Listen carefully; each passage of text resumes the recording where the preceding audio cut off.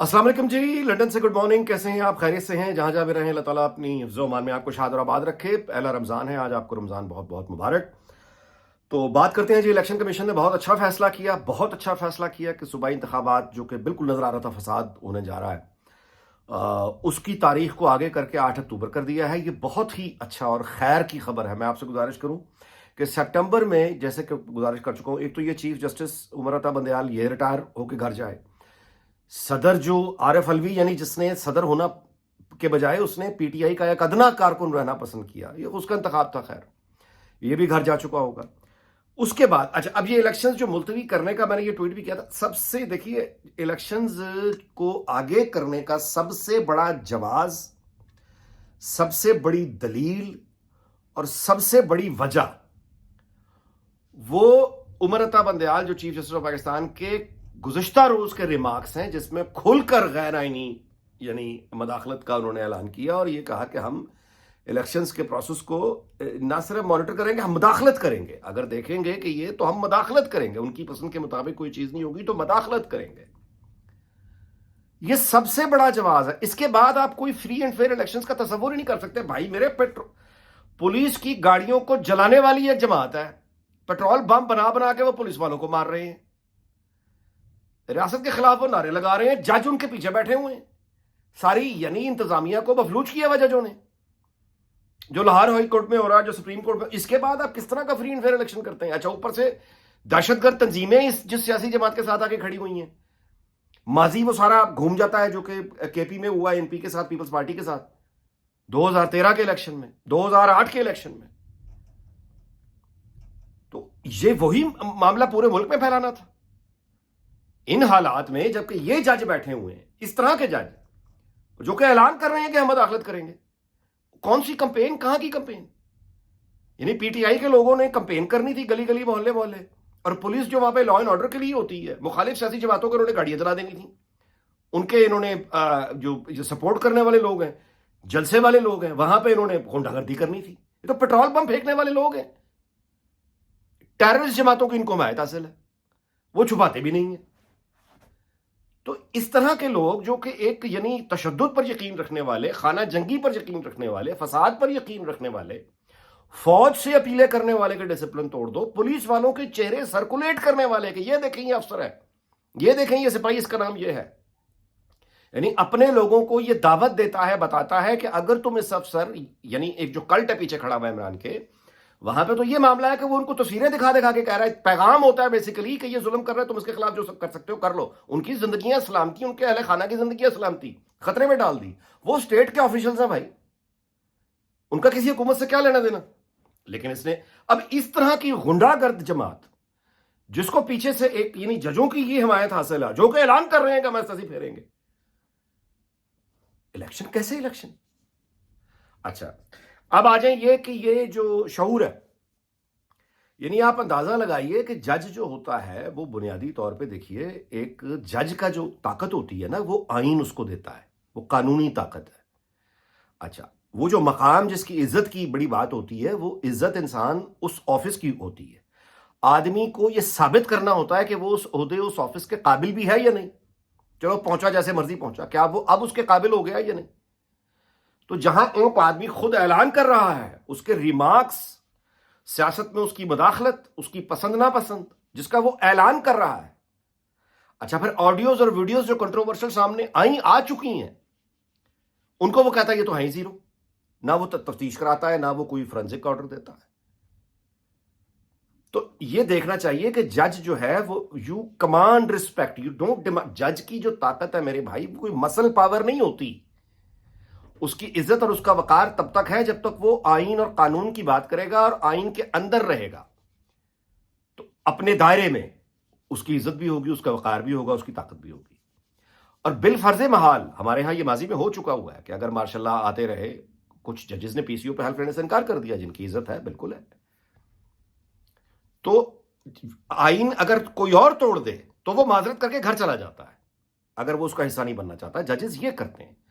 मिसाल के तौर पे एक प्रोफेसर है, बुजुर्ग है, घर का कोई खानदान का बुजुर्ग है, वो जो ताकत और जो अपना जो पढ़ाने वाला उस्ताद, मुअल्लिम, اس کی جو عزت اس کی کلاس والے نوجوان ینگسٹرز جو اس کی عزت کر رہے ہوتے ہیں، یا اس کا جو دبدبہ روب ہوتا ہے، وہ اس کے اخلاق، اس کے کردار، اس کی شخصیت میں ہوتا ہے. اس کا مطلب یہ نہیں ہوتا کہ وہ فزیکلی بہت پاور ہے اور وہ اپنی ہی کلاس میں کسی 24-22 سال کے جوان کسی باڈی بلڈر سے یا کسی کمانڈو سے وہ کہے کہ میں تو اس سے اب ڈوئل کرنا ہے، یعنی میں نے کشتی کرنی ہے، میں تو اپنی عزت بھی کرواؤں گا لیکن کشتی کر کے کرواؤں گا، مکہ ماروں گا، مطلب ہے مقابلہ کروں گا اپنے شاگردوں سے، فزیکل مقابلہ کروں گا. تو جب کوئی استاد اپنے رولز توڑ کے، ڈیکورم توڑ کے، یا کوئی بزرگ وہ ڈیکورم توڑ کے وہ جو نوجوان ہے جو اس کی عزت کر رہے ہیں ان سے اگر وہ گتھم گتھا ہو جائے گا تو پھر تو کیا کیا نتیجہ پھر اس کا نکلے گا ایسی فائٹ کا. تو ججز کو بھی یہ سوچنا چاہیے کہ ان کے پاس بندوق نہیں ہوتی، ان کے پاس ایگزیکٹو اتھارٹی اس طرح کی نہیں ہوتی براہ راست، نہ ان کا کوئی ایجنسی کہ کوئی کسی نیٹ ورک سے تعلق ہوتا ہے. اچھا آئے ہوئے ہوتے ہیں موسٹلی ہمارے ہاں، انفارچونیٹلی یہ سارے کمپرومائزڈ ہیں. تو جب آپ آئین توڑیں گے، یعنی اس شعور دیکھیں نا کہ جس آئین کی شاخ پر بیٹھے ہوئے ہیں اسی کو توڑ رہے ہیں.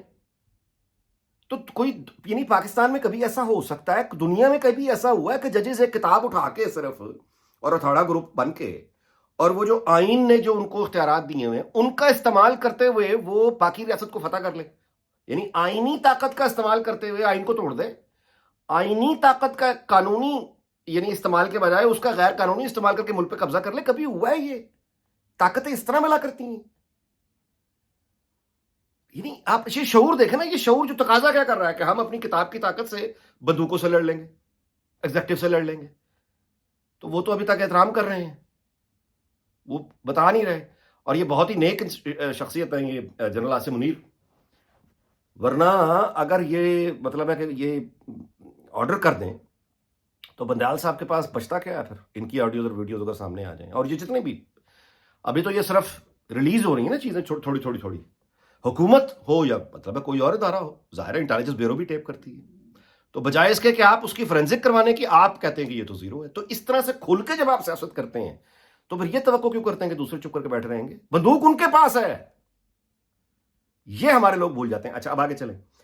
دیکھیے عارف الوی ہوتا کیا ہے. دیکھیے عمران خان نے جن سرکاری آفیشلز کا نام لے لے کر تصویریں سرکولیٹ کی ہیں کہ یہ دشمن ہے میرا، یہ قتل کا پلان ہے، یہ قتل کا قاتل ہو سکتا ہے، وہ قاتل ہو سکتا ہے. آئی جی اسلام آباد اس نے جی ڈیتھ سکواڈ بنوایا ہے مجھے مارنے کے لیے، یہ الزام لگایا. اسی آئی جی اسلام آباد کو آج 23 مارچ کو عارف الوی جو ہے وہ سرکاری اعزاز سے نواز رہا تھا، تمغے سے نواز رہا تھا. یہ ہوتی ہیں یعنی آفیشل ڈیکورم جب آپ توڑ دیں، جو عمران خان نے توڑا اس کے دیکھا تھا کہ سب نے توڑ دیا، تو پھر یہ آپ کو ڈائجسٹ کرنا پڑتا ہے نا، یہ اس کا نقصان ہوتا ہے. سو یہ بہت اچھی خبر ہے، الیکشن آگے ہونے کی، اور مطلب یہ کہ 8 اکتوبر از اے گڈ ڈیٹ. اب یہ کہ یہ آرام سے بیٹھیں گے یہ محترم چیف جسٹس صاحب، میرا نہیں خیال شاید یہ دوبارہ اٹھے. اب یہ الیکشن کمیشن کے ساتھ ایک سینگ لڑانے والی بات آئے گی، الیکشن کمیشنر کو بلائے گا، وہ جواب میں بے عزتی کریں گے. تو یہ جو شعور ہے، یہ جو کتاب ہاتھ میں پکڑ کے اور تھوڑا ہاتھ میں پکڑ کے یہ سمجھتا ہے کہ یہ بندوقوں والوں پر اور تمام ایگزیکٹو پہ اور تمام ایجنسیز پہ، تمام میڈیا پہ، تمام سوسائٹی پر یہ قابو پا لے گا، تسخیر کر لے گا، فتح کر لے گا، قبضہ کر لے گا، اس شعور سے اللہ کی پناہ. جو آدمی کو یہ بھی نہ اس کو بتا سکے کہ اس کی لیمیٹیشنز کیا ہیں، یعنی وہ بجائے یہ کہ عزت سے اب جانے کا راستہ ڈھونڈے، چند مہینے کی بات کی بات ہے، چند مہینے بعد، بجائے یہ کہ وہ عزت سے کو جانے کا راستہ ڈھونڈے، وہ عمران خان وہ اپنی اس قدر کنٹروورسی، اور ظاہر ہے کہ وہ وعدے یہ بھی ہیں کہ وہ ذرا آئینی تبدیلی وغیرہ ہو جائے، جج کی ذرا ریٹائرمنٹ کی عمر بڑھ جائے تو بندیال صاحب کو بھی ذرا 2 سال، آپ میری بات سمجھ رہے ہیں، 2 سال مزید مل جائے. تو یار کیا آپ کا عہدہ ہے، کیا اس کے تقاضے ہیں، اس کو تو اب آپ چھوڑیں. وہ تو آپ نے کیا کرنا تھا کیا نہیں کرنا، ٹرکوں میں انصاف ہے، اب سب کو پتا ہے، بالکل بے لباس ہو گیا سارا کچھ، چھوڑیں اب آپ. اور لیکن وہ جو کرپشن کرنی تھی وہ تو کر دی. یہ تو دیکھو کہ تو آپ کی جو ہے وہ لمٹ کہاں ہے، اس سے آگے نکلو گے تو سیدھے جوتے پڑنا شروع ہو جائیں گے. پھر تو قسم کھائی ہوئی ہے کہ جوتے کھا کے جانا ہے. یہ اب ظاہر ہے کہ ہر ایک کسی کا اپنا انتخاب ہے. اور وی لوگ اس بات پہ ختم کرتے ہیں جی کہ ہم انتشار سے محفوظ ہوئے، ہم فساد سے محفوظ ہوئے. سامنے بالکل دکھائی دیتی ہے خانہ جنگی پی ٹی آئی نے جو ماحول پیدا کر دیا تھا.